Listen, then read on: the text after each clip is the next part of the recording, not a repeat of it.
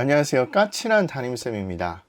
지난 시간에 수능을 보고 난 후에 가채점을 하고 그 점수를 바탕으로 수시 농술에 응시할지 말아야 될지 결정 기준과 방법에 대해서 설명을 드렸습니다.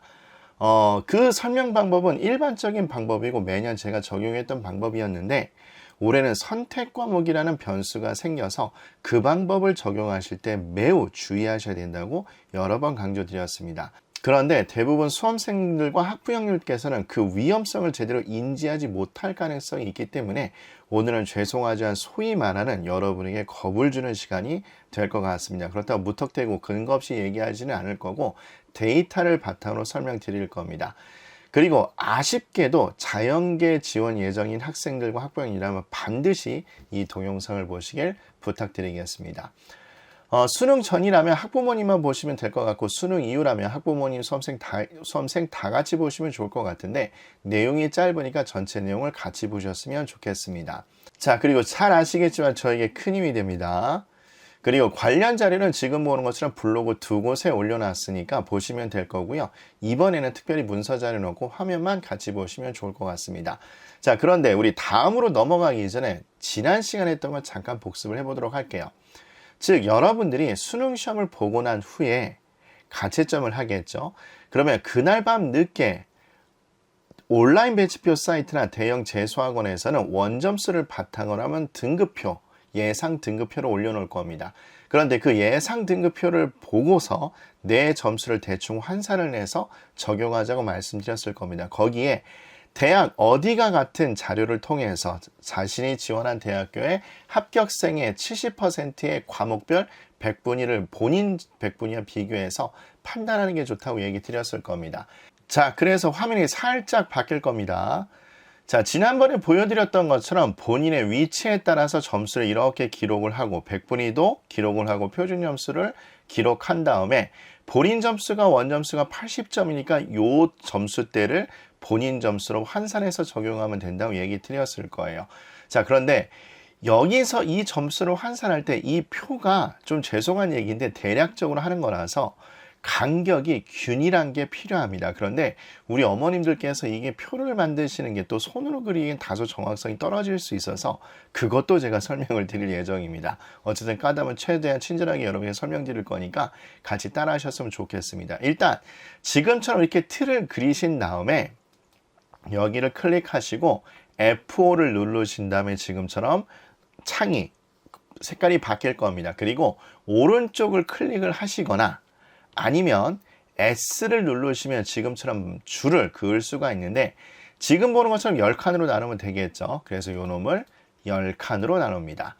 자, 그런데 이게 설정값에 따라서 균일하게 될 수도 있고 균일하지 않을 수가 있습니다. 근데 균일하지 않으면 정확도가 그나마 더 떨어지게 되니까 여러분들께서는 이렇게 된 상태에서 다시 한번 오른쪽 클릭을 하시고 셀 높이를 각개를 누르셔서 지금처럼 균등하게 만듭니다. 자, 그래서 여기다가 점수를 치시면 돼요. 저는 시간이 없으니까 그냥 복사해서 붙이기를 하도록 하겠습니다. 자, 그 다음에 여기 보시는 것처럼 여기가 이제 백분위를 대략적으로 잡아야 되겠죠. 그때 얘기 드렸던 것처럼 7칸을 나누면 돼서 점수를 쓰면 된다고 했으니까 마찬가지 S를 눌러서 7칸으로 나눕니다. 그리고 지금 본처럼 이게 칸이 균일하지가 않으니까 이게 1대1 대응이 이상하게 됩니다. 따라서 오른쪽을 클릭을 하시고 셀 높이를 같게 한 다음에 그리고 전에 보여드렸던 것처럼 여기 있는 거를 쓰시면 됩니다. 저는 시간이 없어서 또 복사하기로 붙여놓고요. 마찬가지 표준 점수도 8칸으로 나뉘어지니까 지금처럼 이렇게 하셔도 되고 아니면 S를 눌러서 8칸 나누신 다음에 오른쪽 클릭을 하시고 셀 높이를 같게 그리고 나서 이 점수를 쓰시면 됩니다. 자, 이렇게 되면 그나마 정확도가 어느 정도 유지된다고 보시면 됩니다. 물론 이게 매우 정확하다고 얘기 드리기는 어렵겠지만 그래도 이렇게 알아두시는 게 매우 중요할 것 같습니다. 자, 요것도 우리 복습을 해봤고요. 자, 그렇다면 우리 본격적으로 내용을 들어가 보도록 하겠습니다. 자, 이번에 지난번에 알려드렸던 방법을 곧이곧대로 적용하기가 약간 어려운 두 가지 요인을 보셔야 될 겁니다. 일단 수험생에게 좋은 점과 나쁜 점을 좀 설명을 드려야 될 것 같아요. 일단 우리 학생들한테 좋았던 점은 뭐냐? 긍정적 요인은 뭐냐? 이미 얘기 들으셨겠지만 상위권 대학의 정시 모집 인원이 증가를 했습니다. 그리고 우리가 아직 우리 수능이 이틀 전이기 때문에 수능 난이도를 아직 우리가 모르는 상황인 거잖아요. 만약에 수능이 정말로 어렵게 됐을 때는 최저도 찍기 어렵게 되고, 그리고 지난번에 우리 그 어디가라는 자료에 보셨던 것처럼 수시 2월이 될 수도 있습니다. 근데 이게 생각보다 많이 되는 경우도 많습니다. 거기에 이미 자연계 학생들은, 특히 재수생들은 이 소식을 듣고서 숫자가 늘었겠지만 약학대학이 신설이 됐습니다. 그러니까 상위권 학생들의 또 상당수는 여기로 또 뺏기겠죠. 뭐 저는 표현을 보통 그렇게 얘기합니다만 여기에 많이 지원을 하게 될 겁니다. 이놈이 우리 수험생들에게 그나마 긍정적 요인으로 자리 잡게 될 겁니다. 자, 그런데 문제는 부정적 요인인 거죠. 즉, 이번에 선택 과목 때문에 솔직히 국어라든가 과탐 또는 사탐은, 물론 탐구 과목은 선택 과목에 따라 유불리는 있긴 하겠지만 그거를 최소화하려고 여러 가지 장치가 마련되어 있습니다. 그런데 수학은 이번에 너무 좀 차이가 애매하죠. 등급간 포함되어 있는 인원이 너무 많기 때문에 작년 데이터를 그대로 적용하기는 어렵지 않더냐, 이렇게 생각하신 분들이 많고, 실제로 제 동영상에 그렇게 댓글로 물어봐 주신 분들이 많습니다. 즉, 수학에서 확통이냐 또는 미적분 기백이냐에 따라서 표준 점수 차이도 있게 되고, 또 무엇보다 이걸 통으로 합쳐서 표준 점수 또 백분위로 등급을 내기 때문에 백분위간 안에 인원수 변동폭이 상당히 커지게 됐습니다. 그래서 전년도 입시 자료를 그대로 적용하기가 되게 어려워졌어요. 더더군다나 우리 학생들의 심리를 흔들어 놓는 건 아마 이걸 겁니다. 교차 지원의 가능성이 매우 높아졌다. 이렇게 돼서 또 지레짐작 겁을 먹고 응시를 해야 돼 말아야 돼. 나 원래 할 생각이 없었는데 논술을 이것 때문에 불리한 거 아니야. 그래서 응시하게 되는 경우도 많아졌습니다. 이거는 워낙 민감한 주제고 중요한 주제이기 때문에 제가 따로 동영상을 제작할 예정입니다. 그때 꼭 저하고 같이 해주시면 좋을 것 같고, 그냥 저의 대략적 의견을 말씀드리면 모든 문과대학의 피해를 볼 거다, 이렇게 생각하기는 어렵습니다. 자, 그 이유를 몇 가지 설명을 드리면, 일단 여러분이 대학 어디가, 제가 그 사이트를 알려드렸으니까 대표적으로 연세대 한번 문과 합격생 100분위, 과목별 100분위 하고, 그 다음에 자연계 학생들 합격생의 과목별 100분위를 한번 비교를 해보셨으면 좋겠습니다. 자, 그 얘기가 무슨 얘기냐면, 인문계에서 극상위권 대학은 예나 지금이나 또 앞으로도 스카이, 즉 서울대, 연세대, 고려대밖에 없습니다. 일부 문과 전형의 한의대나 의대는 있을 수 있겠지만 그건 너무 소수니까 제외를 시키고, 진짜 최상위권, 극상위권으로 불리는 학교는 스카이, 서울대, 연세대, 고대입니다. 그리고 두 번째 높은 계열이 서성한 계열이 되겠죠. 그런데 자연계는 진짜 극상위권 대학은 당연하지만 의치 한이 될 겁니다. 수의대하고 약대도 진짜 점수는 높게 형성이 되겠죠.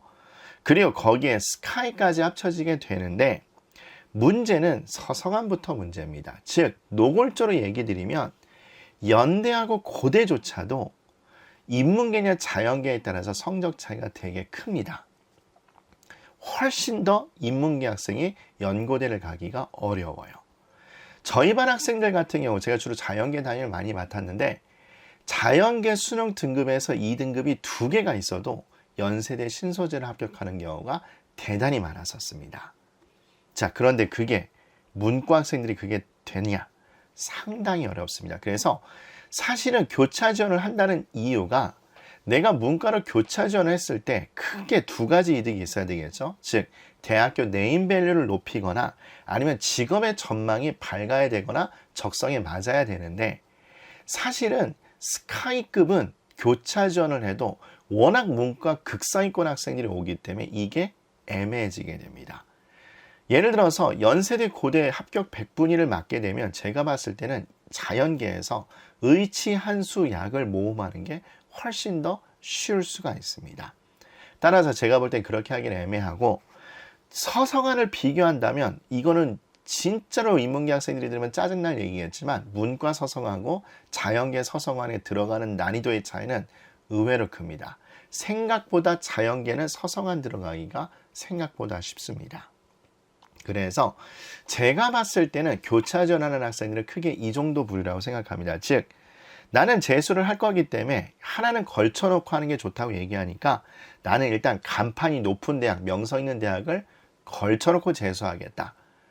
즉 건동, 홍숙 또 중경 외 C급 점수인데 교차 지원을 해서 서성안에 걸칠 수 있다. 특히 서강대 같은 경우 교차 지원을 작년에 많이 했었죠. 그런 학생이 문과로 교차 지원을 하거나 아니면 선생님 저는요 그냥 뭐 간판만 따면 된대요. 부모님이 좀 어느 정도 재력이 있으셔서요.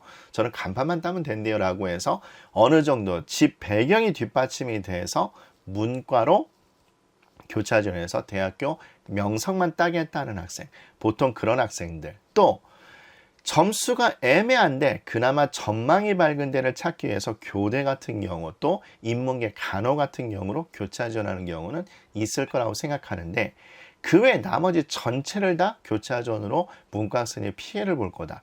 이거는 좀 애매하다고 봅니다. 어쨌든 그것도 좀 명심해 주시면 좋을 것 같고 얘기가 살짝 길어졌습니다만 어쨌든 그걸 좀 고려를 해서 나중에 지원해 주셨으면 좋을 것 같습니다. 어쨌든 물론 동영상 당연히 찍을 겁니다.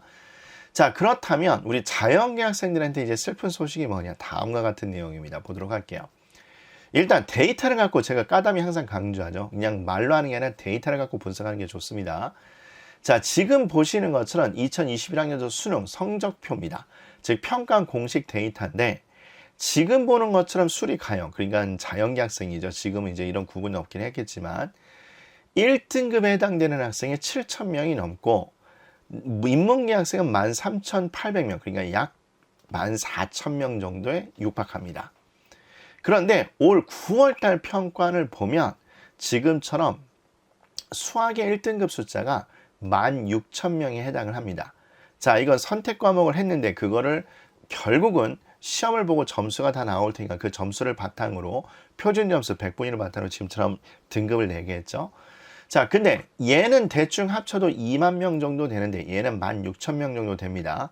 거기에 여러분 이게 정확히 적용되기 힘든 게 뭐냐면 사실은 사탐을 선택하고도 미적이나 기백을 하는 친구들도 있습니다. 그래서 이걸 정교하게 얘기하기는 어려운데 근데 어쨌든 제가 이렇게 한번 계산을 해봤어요.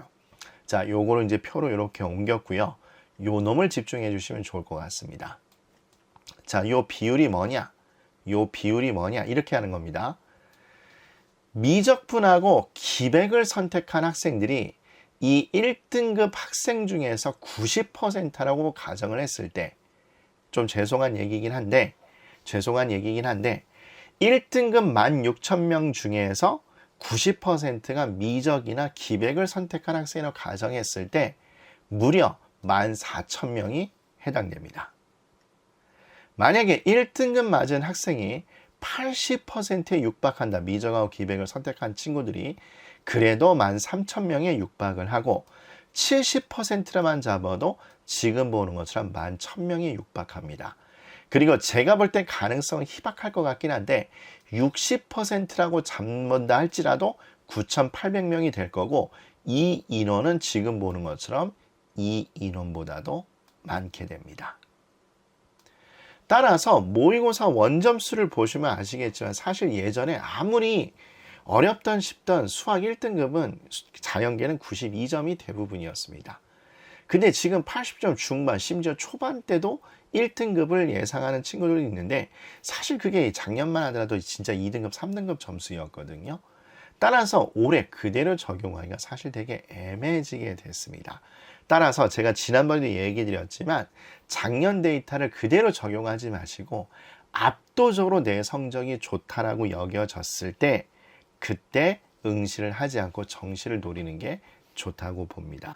예를 들어서 작년에 어떤 대학의 합격생 데이터 100분위가 수학이 92%다. 그럼 지금은 94, 5% 정도 돼야지 그 정도 되지 않을까라고 생각이 듭니다. 근데 이건 추정치니까 제 말을 고지고대로 듣지면 안 됩니다. 다시 한번 말씀드리자면 반드시 전문가하고 상담을 해보셔야 될 거고요. 수능을 보고 난 후에는 그래도 추정치긴 하지만 데이터가 나온 상태에서 예측을 하기 때문에 그나마 정확하게 대응할 수 있을 거라 생각이 됩니다. 어쨌든 좀 안 좋은 소식을 전해드려서 죄송하긴 한데 그래도 알기는 알아야 되니까요. 반면에 거꾸로 인문계 학생은 작년 데이터를 그대로 적용해도 별 무리는 없지 않을까 이렇게 생각이 듭니다. 그런데 제가 봤을 때는 제가 볼 때는 한 70% 정도 될 것 같긴 한데 이것도 사실 사람이 예측할 수 있는 범위는 아닙니다. 시험 난이도는 제가 말씀드렸죠. 누구도 예측 못합니다. 그래서 여러분들 수능 시험 보고 나면 가채점 하시고 그리고 죄송하지만 힘들고 피곤하더라도 그날 밤늦게까지 또는 다음날 아침 일찍 각 배치표 사이트 또 대형 재수학원의 가채점 점수를 기준으로 한 등급표를 꼭 보시고 대응해 주셨으면 좋겠습니다. 자, 오늘도 고생 많이 하셨고요. 다음 시간 또 알찬 내용으로 찾아뵙도록 하겠습니다.